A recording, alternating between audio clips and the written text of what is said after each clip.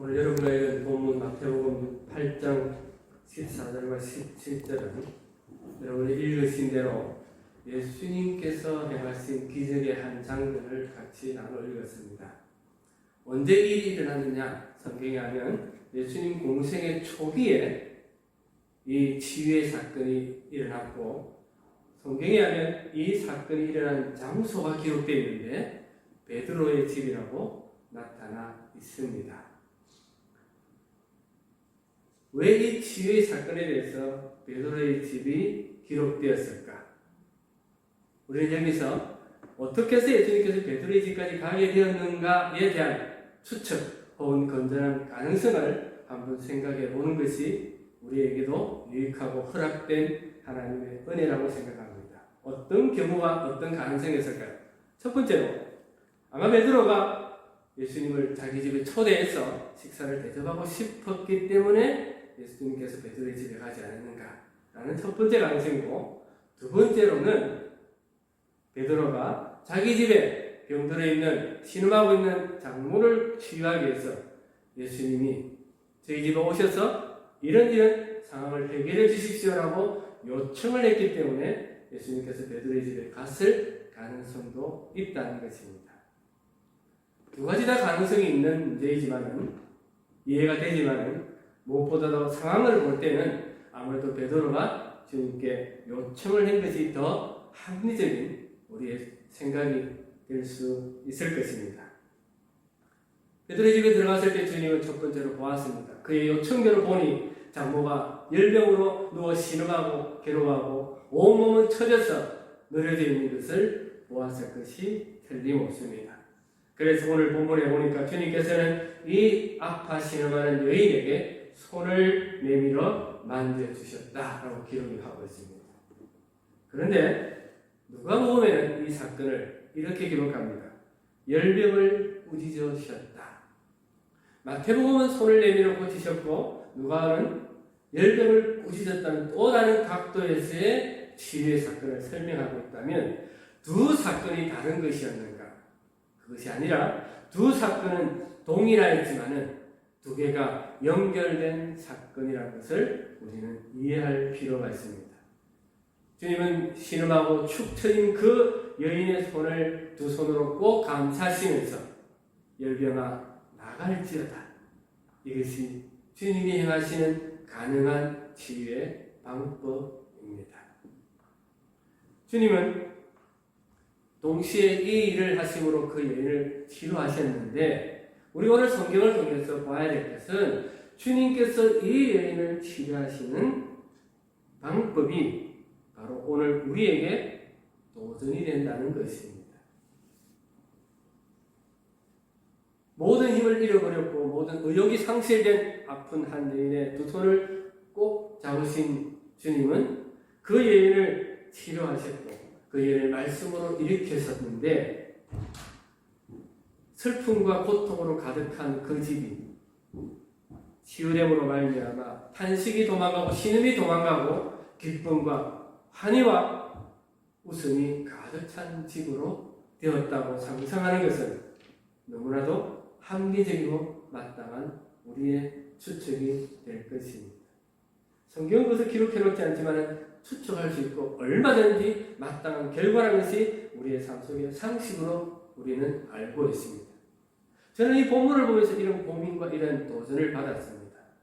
슬픔과 탄식과 눈물과 신음 소리로 가득 찼던 그 베드로의 집이 주님이 오심으로 나아지고 치료됨으로 기쁨이 되었다고 한다면, 오늘 우리는 하나님의 교회를 섬기는 우리는 우리 교회는 회복된 것이 마땅하지 아니한가? 이것이 제 마음속에 일어난 도전이었습니다. 이것이 교회의 모습이 아닌가라는 도전을 받았습니다. 우리는 교회가 예식에 치중해서 어떻게 순서를 잘 이끌어가는 데 관심이 있다면 그건 성경의 관심이 아니라는 것입니다. 순서를 매끄럽게 이끌어가는 것도 은혜이지만 하나님의 역사와 하나님의 놀라운 하나님의 회복하심과 하나님의 영광이 나타나는 것이 바로 진정한 교회의 모습이라는, 그리고 여러분 개인이 그 교회의 존재라고요. 우리 안에 주님이 오셨다면 우리는 살아나야 되고 다시 일어나야 되고 용기를 가져야 되는 것이 지극히 마땅한 하나님 백성의 특권이요 기쁨이 되는 것입니다. 여러분이 가지는 교회에 대한 기대가 무엇입니까? 우리의 삶에 있어서 우리가 가지는 교회에 대한 기대는 어떤 면에서는 우리 모두가 똑같은 기대감을 가지고 있습니다.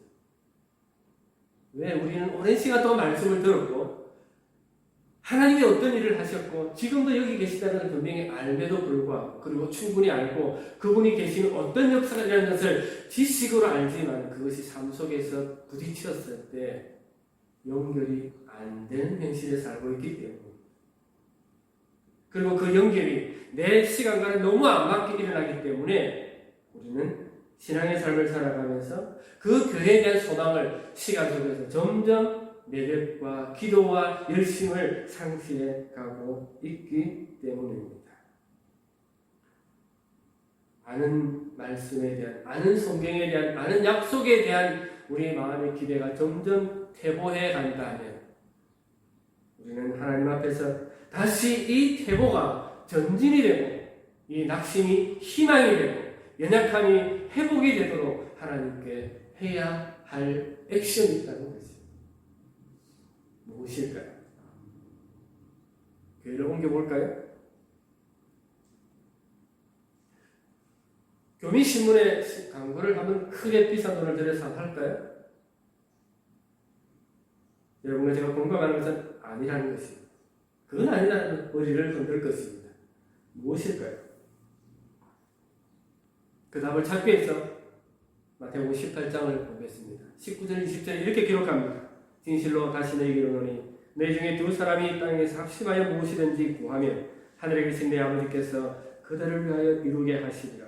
두세 사람이 내 이름으로 모인 곳에서 나도 그들 중에 있느니라. 두세 사람이 모인 곳이 교회라고 합니다. 기본적이고 아주 작은 소그룹이죠. 그러면 그 그룹에 대해서 주님이 성경을 통해서 하신 약속의 말씀이 요청하심이 무엇입니까? 교회를 바라보면서 그 은혜와 능력과 기도가 회복되는 교회가 되어야 한다는 것입니다.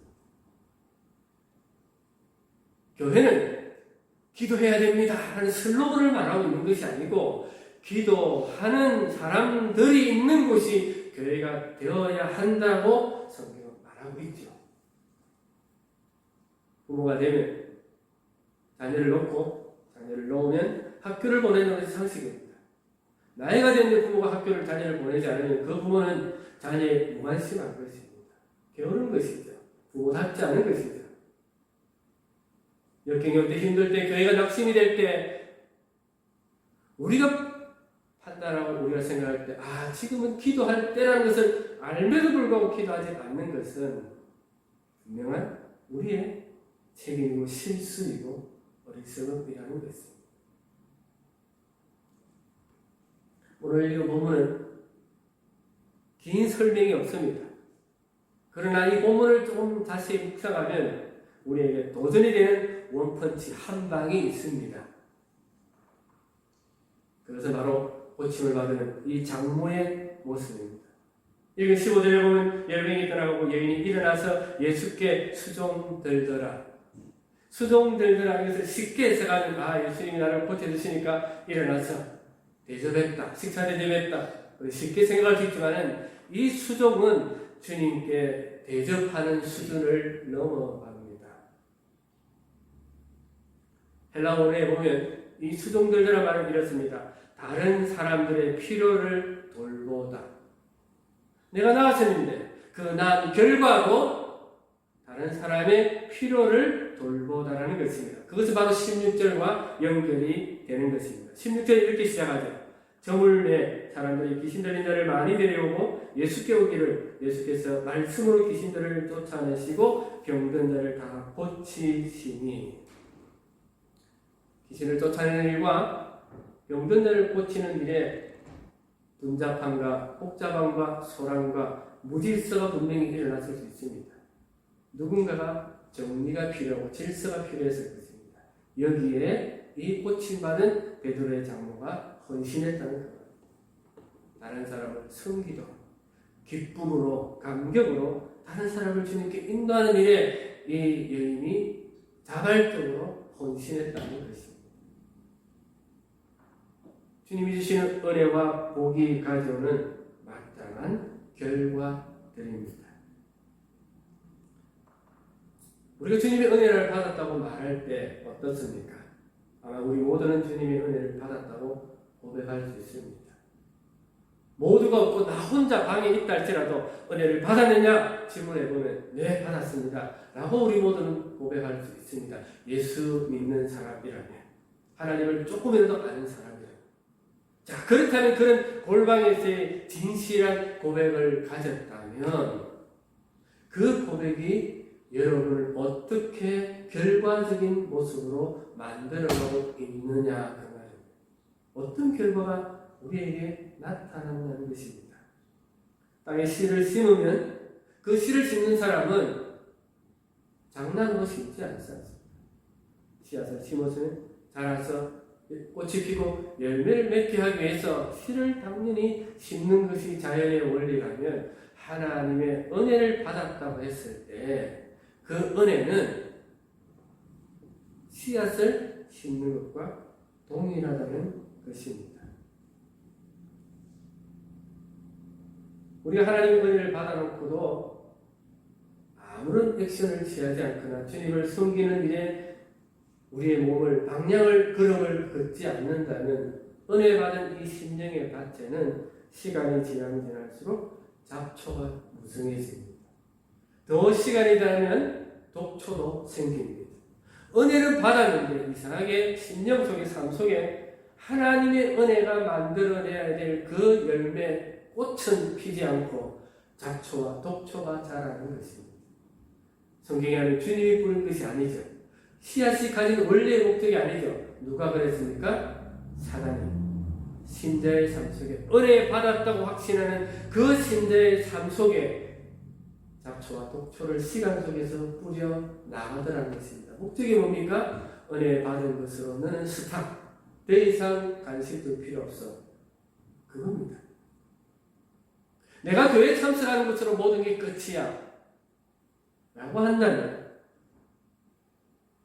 우리는 우리 심령밭을 스스로 잡초밭으로 만들어 보겠다는 어리석은 결정과 유사할 수 있게 되는 것입니다. 어떻게 해야 우리가 우리 심령 속에 하나님이 원하시는 것을 이끌어내고 만들어낼 수 있습니까? 그것은 하나님이 우리에게 요구하신 치료법을 따라서, 제시해 주신 처방을 따라서 우리가 가는 그것만이 유일한 회복의 길입니다. 내가 어떻게 그것을 알 수 있습니까? 나에게 주님이 어떻게 일하시는 것을 내가 어떻게 압니까? 라고 질문하면 쉽게 여러분에게 인도해주고 설명을 하겠습니다. 여러분이 지금 여기까지 오게 된 것은 태어나자마자 어느 순간에 점프해서 여기 온 것이 아니지 않습니까? 나이라는 시간을 끊임없이 거치고 그 시간 속에서 고통과 아픔과 눈물과 슬픔과 실패와 성공도 겪으면서 오늘 여기에 왔습니다. 그렇다면 오늘 여기에 예배자로 온 것이 여러분이 만든 결과가 아니라, 여러분이 예수 믿은 것도 여러분이 만든 결과가 아니라, 예배자도 여러분이 만드는 창조품이 아니라 하나님의 성령께서 여러분을 여기까지 우리를 예배자로 인도하셨다는 것을 여러분이 믿는다면, 그리고 그 성령이 나를 여기까지 인도하셨다면 분명히 고치시고 회복시키시고 우리에게 놀라운 은혜를 주실 것이라는 이것을 믿는 것이 바로 우리의 영혼 회복의 처방이 되는 것입니다. 잡초를 뽑아내는 것입니다. 독초를 걷어내는 것입니다. 성령께서 인도하셨다면, 잡초가 무성하구나. 오늘은 내 심령이 잡초밭이야, 독초밭이야, 단식하고 돌아가는 것이 인도하신 성령의 뜻과 목적이 아니라는 것입니다. 맞습니까? 우리는 하나님 그걸 요구하거든요. 하나님께서 우리의 걸음을 십자가 앞으로 인도하셨다면 마당만 밟고 가는 그런 존재가 되도록 부르신 것이 아니라는 것입니다. 영혼을 우리 하나님의 생명과 은혜로 채우시고 배불리게 하시기 위하여 우리를 부르셨다는 것을 우리는 잊지 않고 붙들고 늘어져야 합니다.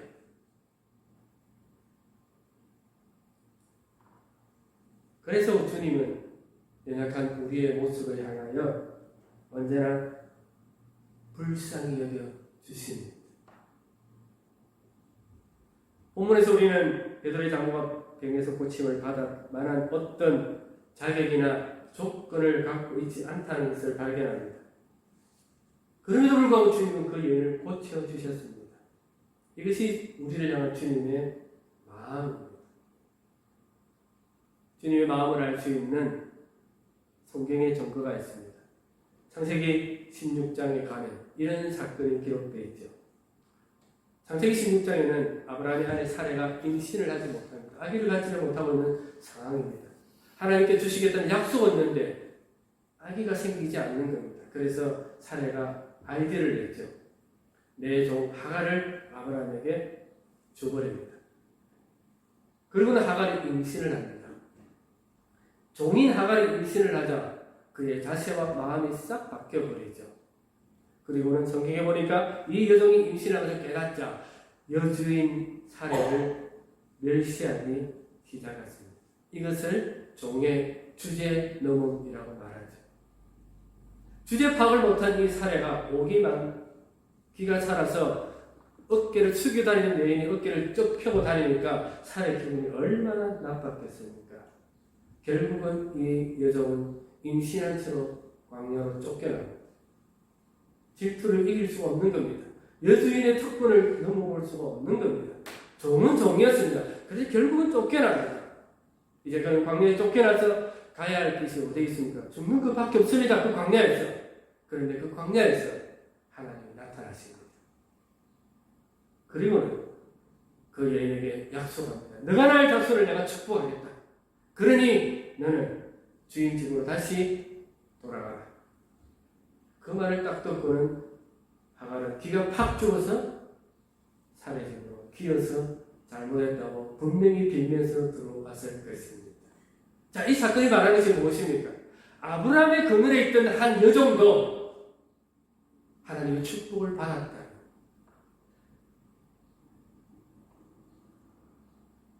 예수 그리스도 안에서 믿음의 주요 온전케 하시는 그 예수 그리스도의 보혈로 하나님의 자녀된 우리가 성령을 인도받아서 여기까지 온 우리 아니야. 어찌 그 하갈이 받은 복보다 더 많은 복을 받지 못할 이유가 어디 있느냐 그 말. 그걸 성경은 말하고. 왜 우리는 교회 와서 복 받지 못한 자처럼 인상 쓰고 기쁘지 못하고 즐거워하지 못하고 찬양으로 조글거리고 앉아 있느냐 그 말이죠. 이걸 회복해야 된다는 그 말입니다. 찬양을 인도 못해서 변명을 내겠습니까? 내가 노래를 못하니까 모르니까 변명을 내는 것이 합당한 것일까요? 아니죠. 하갈도 그런 복을 받았다면 자녀된 우리가 왜 그보다 더 큰 복을 못 받겠습니까? 하나님, 내 마음이 지금 강팍하고 궁핍하고 가난하오니 하나님 나를 살려주시고 당신의 교회에 하나님 역사하여 달라고 우리는 부르짖어야 하는 것 당연한 것 아니겠습니까? 마당을 밟고 가지 않기를 바랍니다. 그건 주님의 마음이 아니에요. 목사가 설교를 준비하면서 여러분에게 말씀할 때 뭐 다 아는 이야기인데 대충 아는 이야기 이래저래 꾸며서 한번 하고 시간 때우면 되지. 여러분 그러면 그런 게 나가면 안 됩니다. 그건 여러분 영혼에 죽습니다. 그것이 상식이듯이 하나님 백성된 우리가 하나님 앞에 나왔다면 하나님 살려주세요 하고 눈물이 안 나오면 가슴으로 찢어야 된다는 그 말이에요.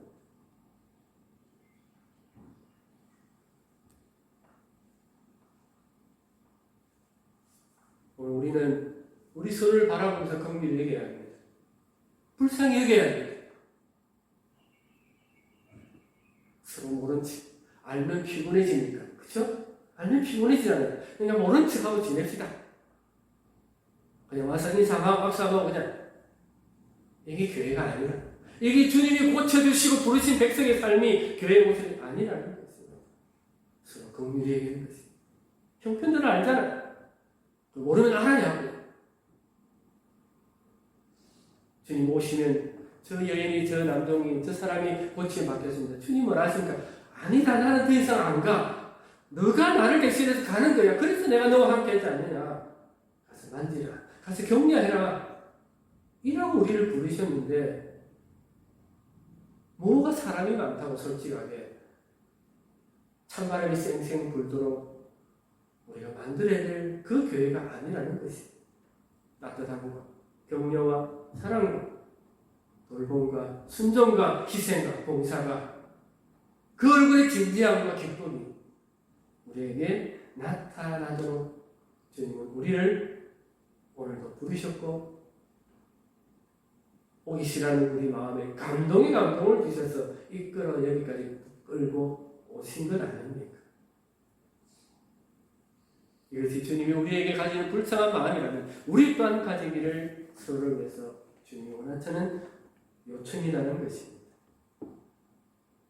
주님이 우리를 긍휼히 여기시는 마음은 바로 무엇인 줄 아십니까? 오늘 17절에 보니까 하나님 말씀의 성취라고 이야기합니다. 17절에 이렇게 이야기합니다. 이런 선지자 이사야로 하신 말씀에 우리 연약한 것을 친히 담당하시고 병을 짊어지셨도다 함을 이루려 함이라. 무엇입니까? 주님이 오셔서 고치시고 긍휼히 여기신 모든 일들이 구약의 선지자가 예언한 그 말씀이 성취되고 완성되시는 모습으로 오셨다라고 오늘 우리에게 질문하고 도전하고 있는 것입니다. 예수 그리스도 이후로 우리는 주님께서 우리에게 요구하시는 것이 무엇인지를 요한복음 15장 7절에 이렇게 말을 합니다. 너희가 내 안에 가고 내 말이 너희 안에 가면 무엇이든지 원하는 대로 구하라. 그리하면 너희에게 열매가 풍성하게 되리라. 영어 성경에 보면 이 요절은 if로 시작합니다. 여러분 if라는 것은 만약 너희가 어떤 일을 하면 이런 조건문입니다. 내 말이 너희 안에 거하고 너희가 내 안에 거하면 열매를 당연히 많이 맺는다는 것이 성경의 약속입니다.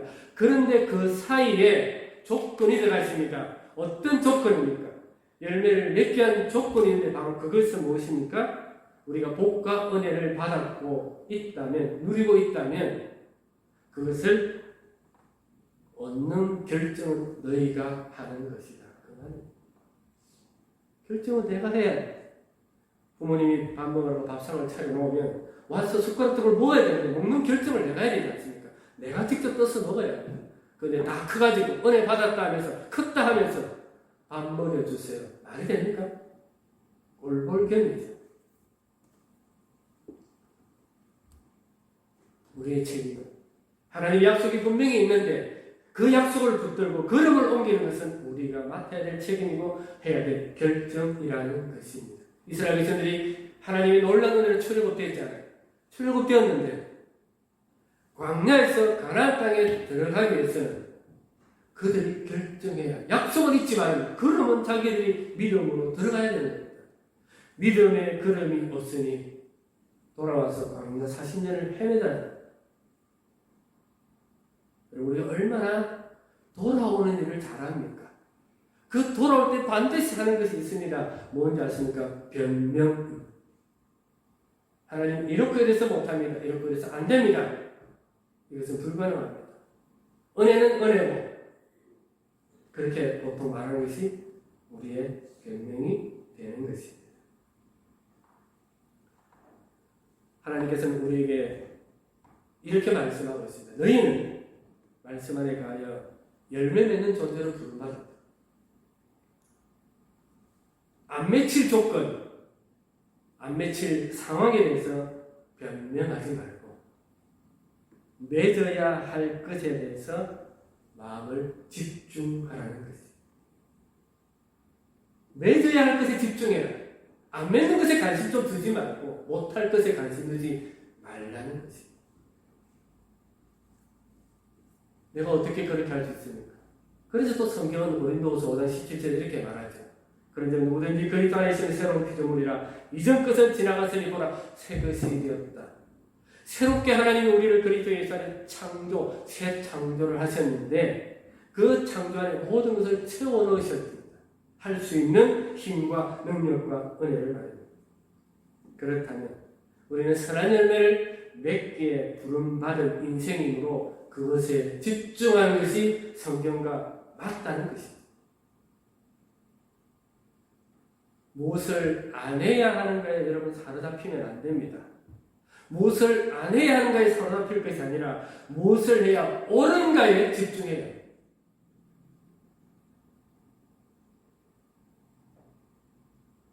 누구는 안 했고 누구는 못했는가 비난하는 것을 전부가 되어서는 안 되는 것이죠. 그것이 아니라 말씀을 들으면 예배를 드리면 이런 것을 해야 하는구나 라고 깨닫는 것입니다. 그것이 오늘 은혜 받은 하나님의 긍휼함을 입은 하나님의 불쌍한 손을 만짐을 받고 치유함을 받은 우리가 마땅히 만들어내야 될 결과들입니다. 여러분 우리가 하나님께로 불쌍히 여김을 받고 은혜를 받았습니다. 그 은혜 받고 불쌍히 여김 받은 사람이 당연히 생각하고 가야 할 방향은 안 되는 방향이 아니라 되는 방향, 할 수 없는 방향이 아니라 약속하신 할 수 있는 방향으로 그러면 생각을 옮겨가는 것입니다.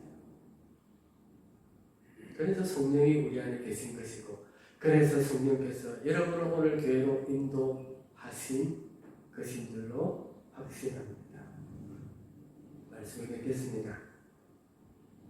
우리 매일의 삶이 그리고 오늘이 성령의 인도하심으로 여기까지 이끌려서 왔다면 성령의 의도와 하나님의 마음, 주님의 그 심령은 빈손으로 가는 것이 아니라 은혜로 도전을 받고 용기를 얻어 주님을 붙들고 살겠다는 교회를 향해서 기도하겠고 받은 불쌍한 그 은혜를 불쌍히 성도들에게 섬김으로 나아가겠다는 그 열매로 우리에게 맺어지기를 기대하셔서 불러주셨다는 것을 잊지를 않기를 바랍니다.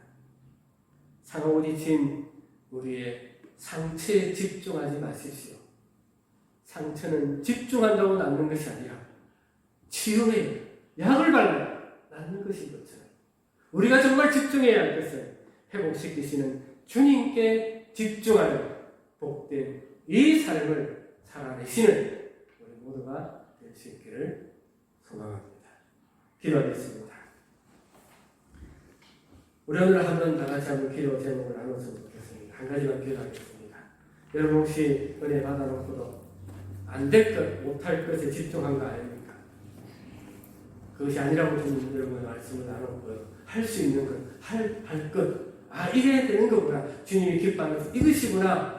내 안에 성령님이 이것을 원하시구나 하는 것을 깨달은 것이 있다면 우리 한번 하나님 힘 달라고 은혜 달라고 다시 한번 기도합니다. 다 같이 기도하겠습니다.